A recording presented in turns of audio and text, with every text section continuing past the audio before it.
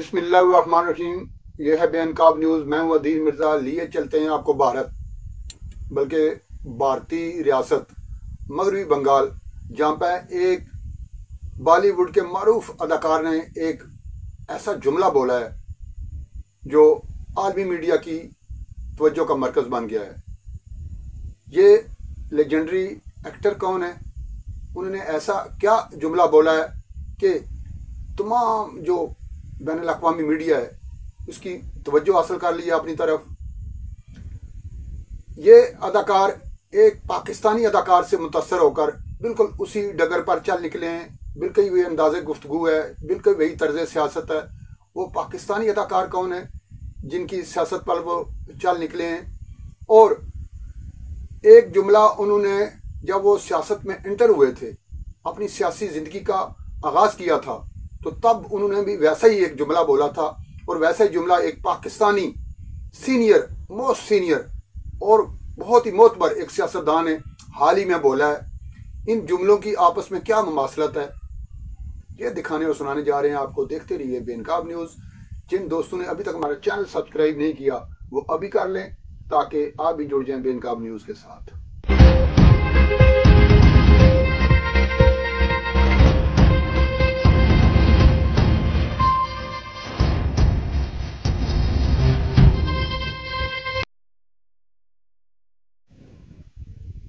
इन्हें जमीन में गाड़ देंगे, यह जुमला बोला है बॉलीवुड के मारूफ अदाकार मिथुन चक्रवर्ती ने मगरबी बंगाल में एक सियासी बैठक के दौरान, जहां पर 2 साल बाद रियासी इलेक्शन होने जा रहे हैं। 2026 में ये इलेक्शन होंगे, लेकिन उसकी तैयारियां अभी से शुरू हो गई हुई हैं, क्योंकि बीजेपी वहां पर काफ़ी कमज़ोर है।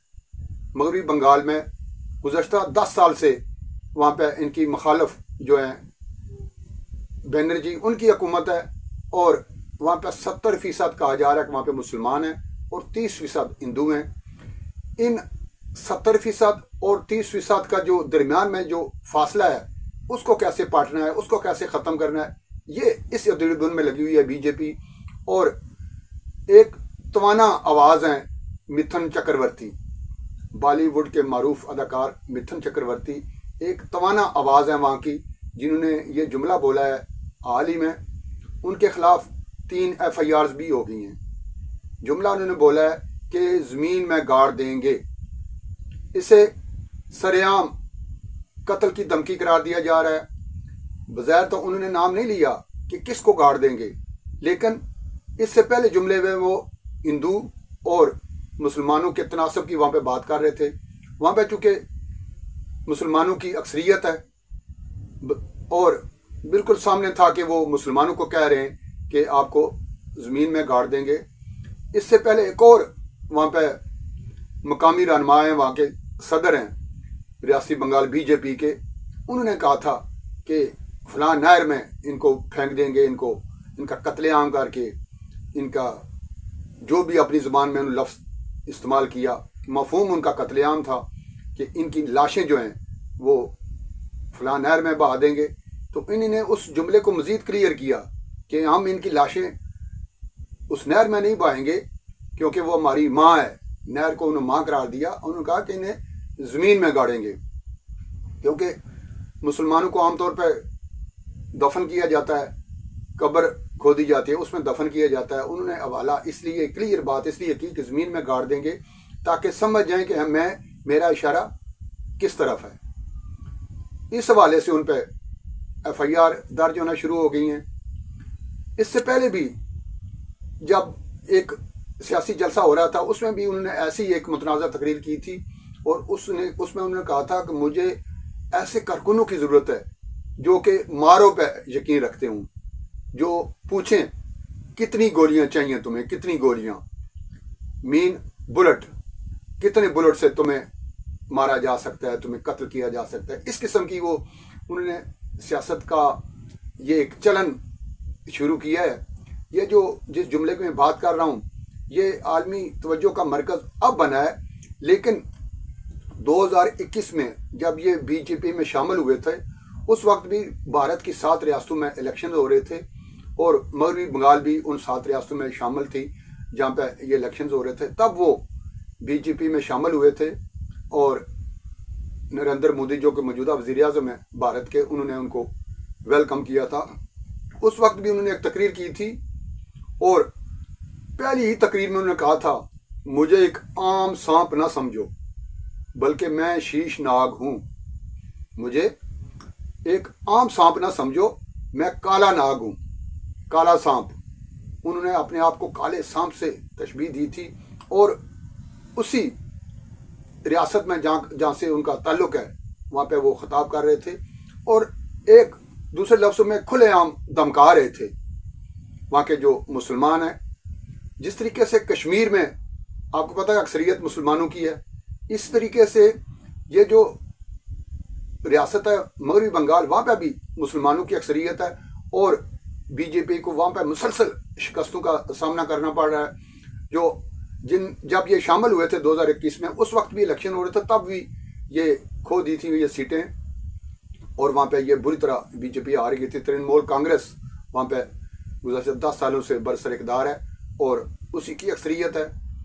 ये जो हाल ही में वहाँ पे तैयारी शुरू हुई है 2026 के इलेक्शन के हवाले से, तो वहाँ पे धड़ाधड़ लोगों को एक तंजीम साजी हो रही है। तंजीम साजी में लोगों को शामिल किया जा रहा है बीजेपी में और बहुत ज़्यादा जोर दिया जा रहा है। जिस इजलास की मैं बात कर रहा हूँ वहाँ पे भारत के जो मौजूदा वज़ीर दाखिला हैं अमित शाह, वो भी वहाँ पे मौजूद थे और जब उन्होंने ये कहा कि ज़मीन में गाड़ देंगे तो उस पर पुरजोश जो वहाँ पे मौजूद थे कारकुन बीजेपी के, उन्होंने पुरजोश नारे लगाए और पसंदीदगी का इजहार किया और अमित शाह भी इस पर मुस्कुरा दिए, बजाय इसके कि वो इस जुमले पे कोई अपना नफ़ी का इजहार करते, इसे बुरा समझते या अपने इशारों से ये बताते कि ये हमारी पॉलिसी नहीं है, बल्कि उन्होंने तायद की। जब वो मुस्कुराए, अपना सर लाया, तो इसकी तायद की कि जो आप कह रहे हो बिल्कुल ऐसा ही है, हम ऐसे ही। ये एक भारतीय जो बरसरकदार इस वक्त हुक्मरान जमात है उसका ये तर्ज सियासत है, ये तर्ज गुफ्तगू है, ये आम है और है अकलीतों के खिलाफ। सबसे बड़ी अकलीत वहाँ पे चूँकि मुसलमान है, उसके बाद सिख हैं। इनसे जो उनका बर्ताव है, जहाँ पे जो इंसानी हकूक़ की खिलाफ वर्जियाँ मौजूदा दौर में हो रही हैं, या इससे पहले भी तीसरी बार चूँकि वज़ीर आज़म बने नरेंद्र मोदी, ये 3 सालों में जो उन्होंने रवैया रवा रखा हुआ है अकलीतों के साथ, पूरी दुनिया इसको देख रही है लेकिन कोई कंडेम नहीं कर रहा। पता नहीं इस पर आवाज़ क्यों नहीं उठाई जा रही। भारत के अंदर से तो आवाज़ें उठाई जाती हैं लेकिन मीडिया ना तो उन्हें इस तरीके से कवरेज देता है जिस तरीके से उन्हें देनी चाहिए, ना ही आलमी मीडिया और आलमी जो बाकी जो दुनिया है उसको वहाँ पे ये इंसानी हकूक़ की खिलाफ वर्जियाँ नज़र आ रही हैं। ये एक अलग इशू है। आज हम बात कर रहे हैं मिथुन चक्रवर्ती के उस जुमले पे जिसने तहलका मचा दिया है। पूरी दुनिया में इसकी धूम है और पूरी दुनिया में ये बताया जा रहा है कि ये कैसी सियासत है, ये कैसा चलन है कि अपने मुखालफिन को बजाय इसके उनका मुकाबला किया जाए, उन्हें दफन करना और उन्हें मारना और गोली मारो और दफनाओ, मारो, भगाओ और जलाओ कि ये सियासत हो रही है। बात यह हो रही थी कि मिथुन चक्रवर्ती ने ये सियासत, तर्ज सियासत, ये अंदाज़े गुफ्तगू सीखा किससे है। मैं समझता हूँ कि जो हमारे पाकिस्तान तहरीक इंसाफ के जो सरबराह हैं बानी पीटीआई इमरान खान, तर्ज गुफ्तगू उनका बिल्कुल मिलता जुलता है। इमरान खान भी मारो, मुखालफिन को दबाओ, उन्हें चोर, उन्हें डाकू करार दो, उन्हें गालियाँ दो, उन्हें दफन कर दो, उन्हें मिटा दो, ये इनकी तर्ज सियासत है। एक होता है ना सियासत में इख्तलाफ होना, नज़रिया मुख्तलिफ होना, बर्दाश्त ना करना, मुकाबला करना, सियासी दुनिया में सियासत के मैदान में रहकर उसका कोई हल निकालना नहीं। इनका तर्ज सियासत है इमरान खान का कि हमारे जो मुखालफिन हैं उन्हें, वो इंतहाई घटिया लोग हैं, वो करप्ट लोग हैं, वो बुरे लोग हैं, वो नीच हैं, उन्हें नीच तो नाबूद कर दो। मुखालिफ जो वोटर है उसका जीना हराम कर दो, जैसा कि उन्होंने अपने 2-3 साल जो 2.5 साढ़े 3 साल जो उनकी हुकूमत रही है उसमें उन्होंने अमली तौर पर भी दिखाया। और अब भी हालांकि वो जेल में बंद है लेकिन वहाँ से जो बयानात आते हैं, वहाँ से जो मीडिया से वो जो गुफ्तगू करते हैं, आए रोज़ जो बात होती है, चढ़ जाओ, मार दो, जला दो, गिरा दो, 9 मई वाले वाक़यात आपके सामने हैं। इसी से मुतासर होकर, इसी तर्ज सियासत से मेरे ख्याल है मिथुन चक्रवर्ती ने भी आगाज़ किया है। और इमरान खान के जलसों में जो अंदाज था गुफ्तगू करने का, जो खिताब जिस तरीके से करते थे, आप देख लें भारतीय जो वज़ीर आज़म है नरेंद्र मोदी, उनका भी वे ऑफ टॉकिंग बिल्कुल ऐसा ही है, उनका भी खिताब भी ऐसा ही है। जिस तरीके से मोदी को फॉलो कर रहे हैं इमरान खान, इस तरीके से इमरान खान को आगे फॉलो कर रहे हैं मिथुन चक्रवर्ती। और ये हालिया इंतखाबात जो अमेरिका में हुए हैं, वहाँ पर ट्रंप का जो एक तर्ज सियासत है, मोदी का तर्ज सियासत, ट्रंप का तर्ज सियासत, इमरान खान का, ये मिलते जुलते हैं। आपको याद होगा कि इससे पहले भी जब बरसर आए थे ट्रंप, तो उस वक्त इमरान खान ने भी दौरा किया था अमेरिका का और मोदी ने भी दौरा किया था। ट्रंप मोदी के किस तरीके से बगलगीर हुए थे जब वो उनसे मिले, और इमरान खान से कैसे वो मिल रहे थे, दूर बैठकर एक हाथ मिलाकर, जब वेलकम भी किया तो ऐसे हाथ ऐसे मिला रहे थे जैसे एक आम बंदा कोई आता है जैसे आप हाथ मिलाते हैं, जिस तरीके से मिलते हैं, जिनको ये अपना निजात दहिंदा आज करार दे रहे हैं। उस शख्स का भारतीय सरबराह से, उस वक्त वो वजीर आजम थे वहाँ पे, उस वक्त भी नरेंद्र मोदी इंडिया के प्रधानमंत्री थे, वो कैसे मिले थे उनसे, और पाकिस्तान के वजीर आजम इमरान खान थे, ये भी वहाँ पे गए थे, इनसे कैसे मिले थे। इससे भी आप अंदाज़ा लगा सकते हैं कि मौजूदा जो सियासी सिनेरियो है, इसमें हमारे जो पीटीआई के कारकुन हैं, जो पीटीआई की क़यादत है, ये जो लोग हैं, वो ट्रंप से कैसी उम्मीदें वाबस्ता किए हुए बैठे हैं। और उस वक्त जब वजीर आजम थे इमरान खान, तब वो इनसे कैसे मिल रहे थे। इसी से आपको अंदाज़ा हो जाएगा कि वजीर आजम किस हैसियत से मिल रहे हैं, किस तरीके से मिल रहे हैं, और आज जबकि ये जेल में, तो तब उनके सामने उनकी क्या हैसियत होगी। ये एक कंपैरिजन में दे रहा था। बताना ये चाह रहा हूँ कि मोदी का तर्ज सियासत और तर्ज गुफ्तगू, ट्रंप की तर्ज सियासत और तर्ज गुफ्तगू, जो तकरीरें करते हैं, जो खिताब करते हैं, और इमरान खान का, ये इसमें तकरीबन मुमासलत है। और मिथुन चक्रवर्ती ने बिल्कुल ऐसे ही, चूंकि इन लोगों ने अरूज पाया है, हुकूमतें इन्हें मिली हैं, उन्हें उनके जहन में ये आया होगा, जहन के किसी गोशे में ये ज़रूर होगा कि शायद यही तर्ज सियासत है जिससे अवाम की तवज्जो अपनी और वाकई तवज्जो हासिल करने में कामयाब। आज मैं अगर उन पर गुफ्तगू कर रहा हूँ, पूरी दुनिया का मीडिया इसको छाप रहा है, 3 उन पर FIRs भी दर्ज हो गई हैं और उनका कोई बाल बिका नहीं कर सका, पुलिस उनसे पूछताछ तक नहीं कर सकी। इसका मतलब है कि ये इसी किस्म की सियासत आगे चलेगी। जितनी आप नफरत फैलाओगे, अपने मुखालफिन को जितना नीचा दिखाओगे, जितना नीच करार दोगे, इतनी आपकी पॉपुलैरिटी और मकबूलियत में इजाफा होगा।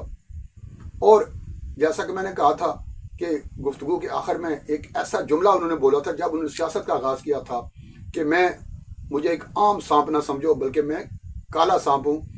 हाल ही में ये जो 26वीं तरमीम मंजूर हुई है, उन दिनों आपको पता था पाकिस्तान की एक भारी भरकम सियासी शख्सियत बड़ी अहमियत इख्तियार कर गई थी, और वो थे मौलाना फजलुर रहमान, जिनके डेरे पर हुक्मरान इत्तेहाद के भी फेरे थे और अपोजिशन जमात पाकिस्तान तहरीक इंसाफ और उनकी इत्तेहादी जमातें थीं, वो भी उनसे मेल मुलाकातों में मसरूफ़ थी। हुक्मरान इत्तेहाद की कोशिश थी कि मौलाना हमारे साथ आ जाएं, उनके जो वोट हमें मिल जाएं, हमारी 26वीं तरमीम कामयाब हो जाए, और पाकिस्तान तहरीक इंसाफ जो अपोजिशन की जमात है, उनकी कोशिश थी कि ये वोट वो हासिल ना कर पाए, हमारे साथ हमारी सल्तनत ठीक हो जाए और ये 26वीं आईनी तरमीम जो आ रही है ये कामयाब ना हो। बिल आखिर आपको पता ही था, जैसे कि मैंने कई व्लॉग में कह चुका था कि बिल आखिर मौलाना फजलुर रहमान हुक्मरान इत्तेहाद के साथ ही जाएंगे, क्योंकि हुकूमत के पास देने के लिए बहुत कुछ होता है, अपोजिशन ने क्या देना होता है। तो सियासत तो कुछ लेन देन के लिए की जाती है ना, कोई सोशल वर्क तो है नहीं, इससे कोई इबादत का दर्जा तो है नहीं हमारे सियासत में, वो तो गिव एंड टेक वाली बात है।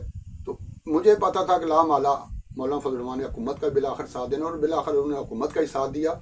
और जो आखिरी उन्होंने प्रेस कॉन्फ्रेंस की बिलावल भुट्टो के साथ, तो उसमें उन्होंने भी सांप का जिक्र किया। उन्होंने कहा था कि हमने काले सांप के दांत तोड़ दिए हैं और उसका जहर निकाल दिया है। काला सांप उसको उन्होंने किसको करार दिया था और जहर किसका निकाला था, बाद में तजिए हुए, तबसरे हुए, लोगों का ये ख्याल था कि उनका इशारा बानी पीटीआई इमरान खान की जानब था।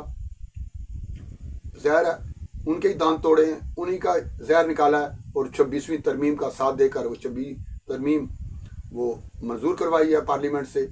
शायद ये जो भारतीय लेजेंड हैं मिथुन चक्रवर्ती, उन्होंने भी जो कहा था मैं काला सांप और मुझे आम सांप ना समझा जाए, उन्होंने शायद इमरान खान की सियासत से मुतासर होकर ये जुमला कहा था। और आज जो उन्होंने जुमला कहा कि ज़मीन में गाड़ देंगे, उनका ये जुमला पूरी दुनिया में इसकी धूम है और मजम्मत बेशक की जा रही है, उन्हें बुरा भला बेशक कहा जा रहा है, उनके खिलाफ मुकदमा भी बन गए, लेकिन आलमी तवज्जो का वो मरकज़ बन गए हैं।